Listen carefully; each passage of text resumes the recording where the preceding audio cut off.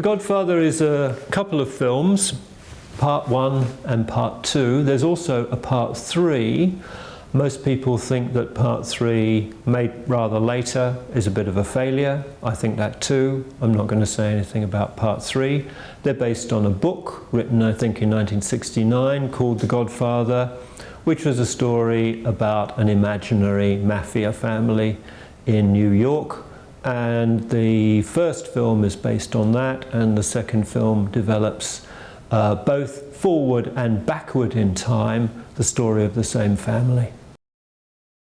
They are not only immensely popular and enduring films, which people are happy to watch over and over again, but they're rated as among the greatest films ever made by serious film critics, and usually rank between first and fourth in any serious ranking of great films of all time. The films are very different from earlier gangster films, of which there were many from the 1930s onwards. Previously, gangster films had focused on the violence, the antisocial inclinations of the gangsters, their brutality, and had generally been very condemnatory of gangsters, though of course at the same time they took care to make their lives seem exciting and, in some cases, to produce riveting performances such as those of James Cagney in White Heat. Coppola, who made The Godfather, decided that he was going to make a film which would be sympathetic towards this mafia family. And in fact, that is what is achieved. There's a connection here with something that Shakespeare was doing hundreds of years before, because he has a series of plays, the history plays, which are based on late medieval kings of England.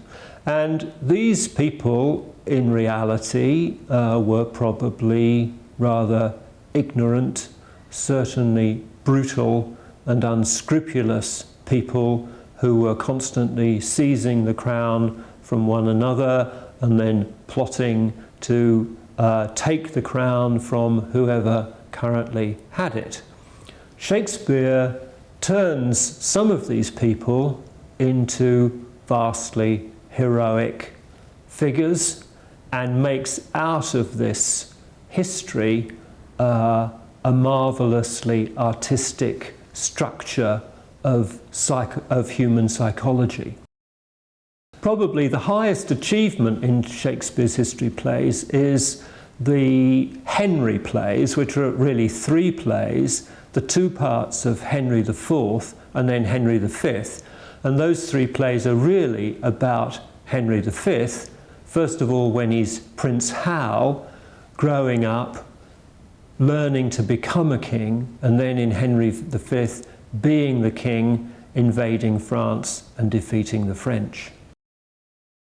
In The Godfather, we have the story of a family, and it starts with a family led by Don Corleone, Don Vito Corleone, who's aging and who is in some danger of losing control of the powerful situation which he occupies. And he has a young son, Michael. He has other sons as well, but Michael seems very poorly suited to take over from his father. He has no interest in being a mafia don. He seems to fit much better into mainstream American society and doesn't seem to have those sorts of ambitions. The story of the 2 films is his progress, if you can call it that, from somebody who stands outside of the family's ambitions to the person who takes over and leads the family with a degree of ruthlessness which, if anything, exceeds that of his father.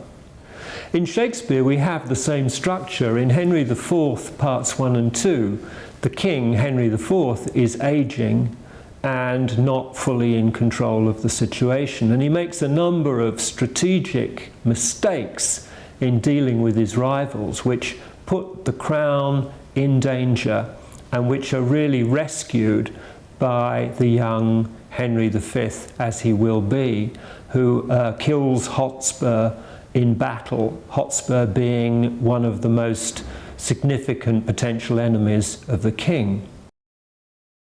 Similarly, in The Godfather, early on in the film, things look very bad for the family. They look as if they're going to go under from the combined opposition of other mafia families and from the corrupt police force. But Michael, the young son, takes control and hatches a plan that will enable him to assassinate the police chief and one of the other significant mafia figures in all this.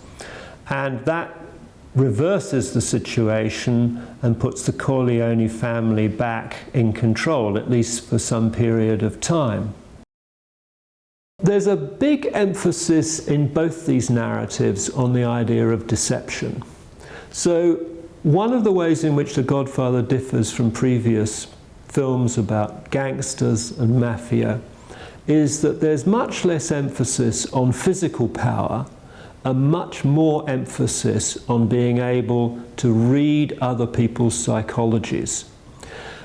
Part of the interest of watching those films is that many conversations take place between people where you realize later on that neither of the people speaking in those conversations seriously meant anything that they said.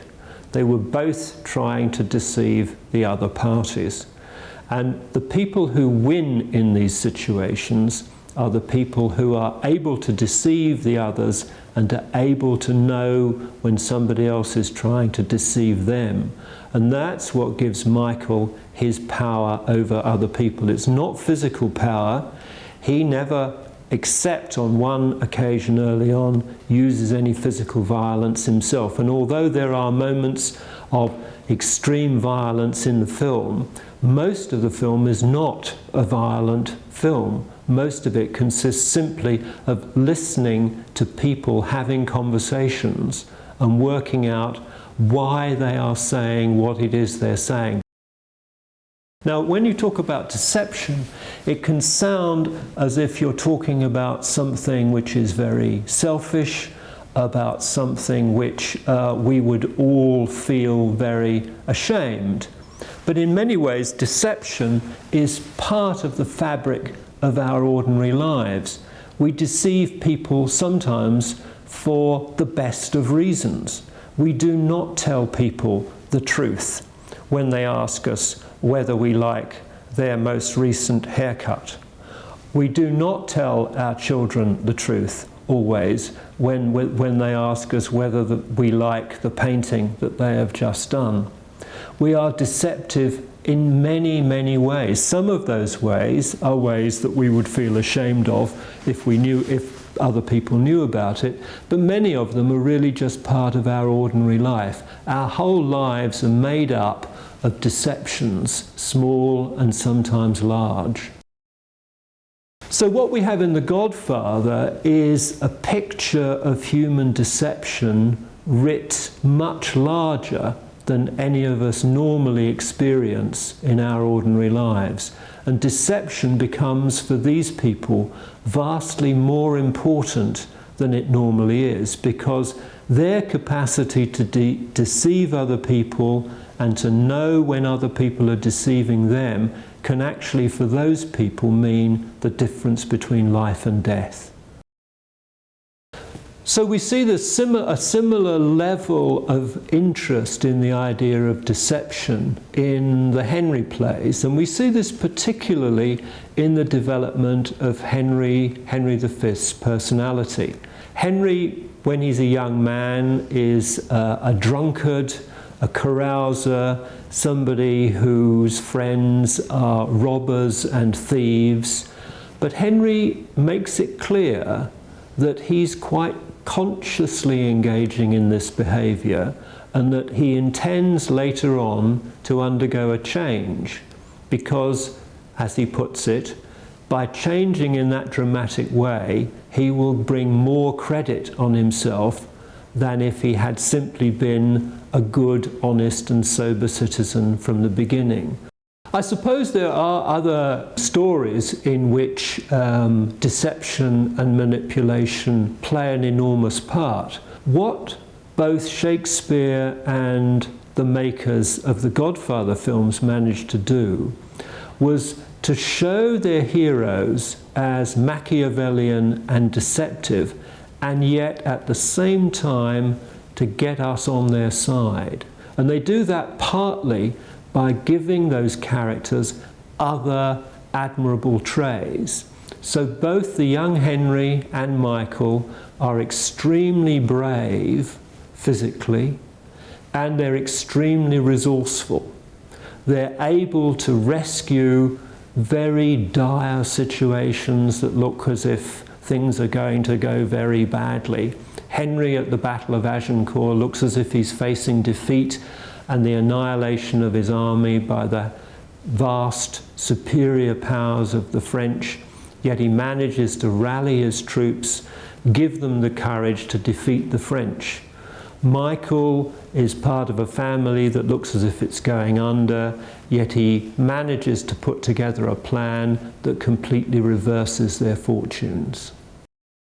It could be simply that the Shakespearean way of telling those stories is so much a part of our common culture that you don't have to think very consciously about these things in order to produce something that's rather similar. Though, of course, as I've already said, previous mafia films never dealt with the situation in the same way as this. So I would put my money on it that he knew something about the Shakespearean background to this and quite consciously borrowed from Shakespeare here.